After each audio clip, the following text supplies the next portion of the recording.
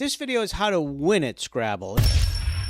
I hope you know me by now, but if not, I make all kinds of videos that teach board games and puzzle games and Rubik's Cubes and casino games. And in this video, I'm going to give you 15 tips that if you follow them, you will beat your friends. You will beat your family. If you want to know how to play Scrabble, go look at my other video on how to play Scrabble and Words with Friends. So let's get into it. Number one.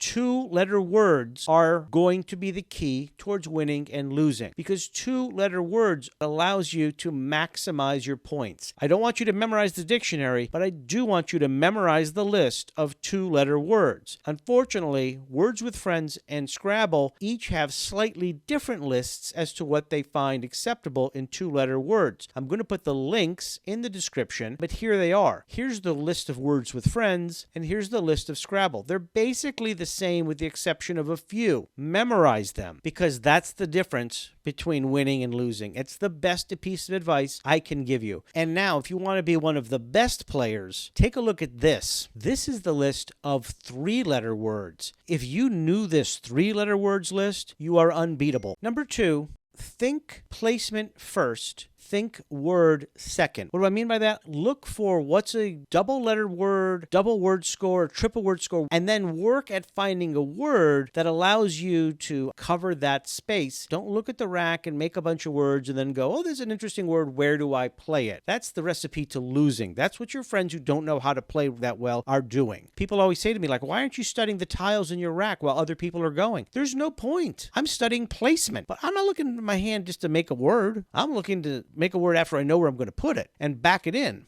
Next, know your prefixes, and along those lines, number four, know your suffixes. Things like con, for example, maybe the word's duct, but you have conduct, or a, as in the word is back, but you add an a back.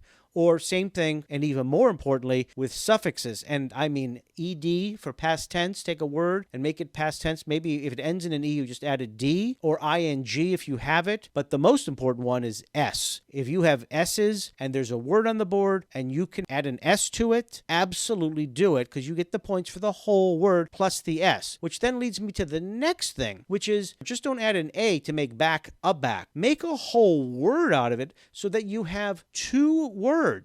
That way you get points for both words. Here's a great example. So the word is rave.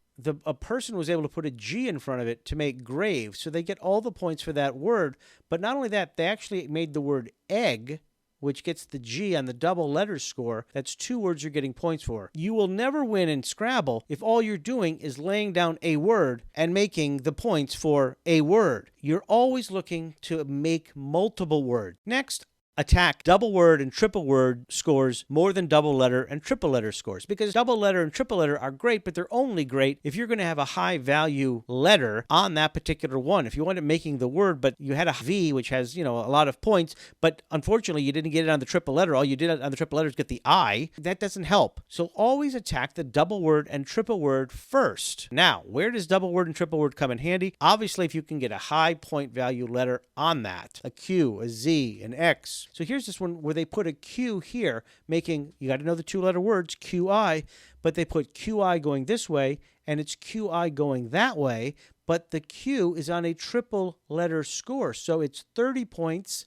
for the Q vertically and 30 points for the Q horizontally. The I's are worth 2. That's 62 points just by adding the Q right there. And you didn't even need a U. And speaking of the Z and the Q and the X, the next note is to keep track of what's on the board because there's only one Q, one Z, and one X. And as the game goes on, if you didn't get them and you haven't seen them played and the bag is dwindling, your opponent's got it. If you do have one of those letters, don't sit on it. As the game goes by, it's harder to place those big point letters. When you get one of those big point letters, look for a way to maximize that score and get it down. Next, if you get a blank and the Q has not been played, don't use the blank for anything. Hold on to it until you know what's going on with the Q, or unless you absolutely need it because you're going to make a major word or something. When you get the Q, you may not get a U, or there may not be an exposed U, and it can box you in. And along the lines now of talking about Q, the next thing I'm going to have you do Again, I don't want you to memorize the dictionary. I do want you to memorize the 2-letter words and 3-letter words if you can do it. But what will make you a grandmaster is memorizing the words that have a Q but don't use a U. Let's face it, the average person, they don't know any words that have a Q in it that aren't followed by a U. Next, I want to talk about challenges, because if you're playing with a mobile app or anything that is like not going to let you, if the word is not in the dictionary, fine. However, if you are playing the board game and you are with a friend and they're not a grandmaster of Scrabble, talk confidently and be confident, because if you have a word that you don't 100% know is a word, you're confident and you lay it down, they may not challenge it. If they do, then you know how that works. In my other video, I explained challenges.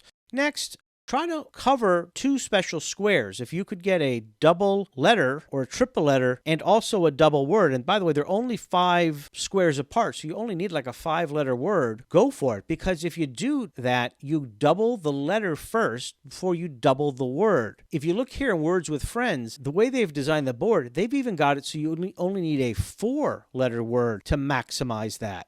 Next, people talk about having to turn in their letters because they can't do anything. Don't do that. I think in my life, I've only done it once, and I've probably played this game 1,000 times, because it's forfeiting it. It's a guaranteed 0 points. I don't care if you've got 7 vowels in your rack. Take some points. And ultimately, if you knew the 3-letter words, you'd be shocked that you might be able to play a lot of those vowels away. And speaking of the next one, if you do have a lot of vowels, and it happens sometimes in your rack, I got 4 A's, use them. Try to find a word that uses a lot of vowels. Olio, O-L-I-O. Don't just say, I can't think of a word and forfeit a turn so you can choose new letters. That's a 0. And if you're going to win, you don't get a 0. Next, at the end of the game, when you see the bag is starting to dwindle, try to find a way to go out quickly. I mean, most likely what's going to happen is you're getting to the game where you lay down 1 letter, they lay down 1 letter, and you lay down 1 letter. At that point, if there's a way to go out quickly and catch your opponent with a bunch of letters in their hand, yeah, that's great, because they have to subtract it from their final score. And I've won games before that were so close, but at the end of the day, I was able to go out, they had to subtract those letters, and I won. Next, I said 15, but I think I'm just going to keep going because I have a lot more to say. Practice, practice, practice. The more you play this game, the more you'll discover the situation comes up again and again and again, and you could just kind of play the same word or look for the same thing. And Words with Friends, you can play with the computer and then keep making it harder and harder and harder. It will make you better. Next, try to look for your bingos early. Bingos are using your entire rack. You get 50 bonus points. But here's the thing. As the board fills up, I don't even think there's a lot of spaces on the board to be able to lay a 7-letter word down. Look for your bingos early and then eventually move on. If you could just keep laying down 4 to 5-letter words, you're going to get a handful of points and always be moving forward and setting yourself up for success. Next, it probably is worth knowing a handful of hard words. If you went online and you Googled 100 unique words for Scrabble and looked at those words, you might find a couple of words that you find interesting that you can play. Next, sometimes your best offense is a great defense. And what do I mean by that is you're trying to get to those triple word scores and those double word scores. And if you lay down a word that's just a layup where your opponent has to do is lay down a couple of tiles and they're going to get a big meaty triple word score, don't let them. Think defense. Don't set them up for an easy bunch of points. Play a different word. Even if it's a fewer points, let them then lay you up for a word that you can take triple word. Next, I don't like C and V. I know, yes, they're worth a lot of points, but for some reason, I find the letters C and V harder to place on the board. And second of all, you can't make any 2-letter words with a C or a V. And speaking of 2-letter words, I talked about this in my other video, but I just want to make sure we're clear here. I'm not looking to make 2-letter words. I'm not looking to just lay down one tile and make a 2-letter words. What I'm doing is when I see a word and I can think of 2-letter words where I'm actually making another word, but each one of these is 2-letter words. So I'm making not just the one word here, but I'm making second word, third word, fourth word, fifth word. You get points for each one of those. So my whole thing about knowing the 2-letter words is not to make a 2-letter word. It's actually to be able to lay your tiles next to another word so that you're making 2-letter words while you're making a longer word. So here's what you have before. You have dozen, you have fro, and you have re. But by adding a word manner, you made fro from, z is za, Re is Ren. You're adding a simple 5-letter word manner, and you're getting over 35 points for that. That's the way you want to be thinking about this game.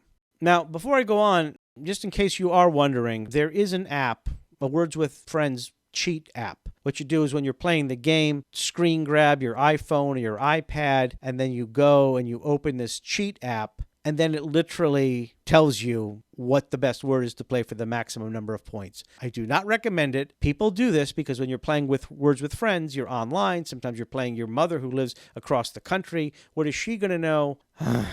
That's cheating. People use it to get better, and so I'm going to tell you that if you wanted to download one of those apps to practice, do not cheat. Okay, I'm anti-cheating.